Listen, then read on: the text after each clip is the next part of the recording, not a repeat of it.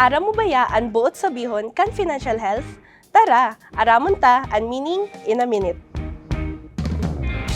Baka nadangog na nindo ang financial inclusion, pero aram bayan nindo na may saro pang konsepto na katakod ka ini, ang financial health.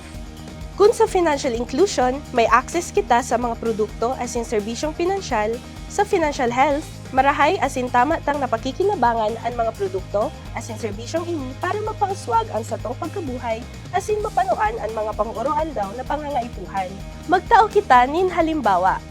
Makokonsiderar na financial inclusion ang pagkakaigwan in basic deposit account o bank account na ginamit mo para makaresibe as in makapadara ning kwarta. Alagad sa financial health, ginamit mo ang account para makatipon ning kwarta para sa emergency o aksidente.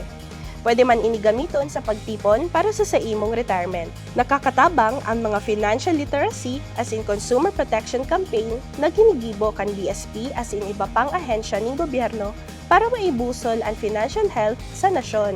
As in yan, ang meaning kan financial health in a minute.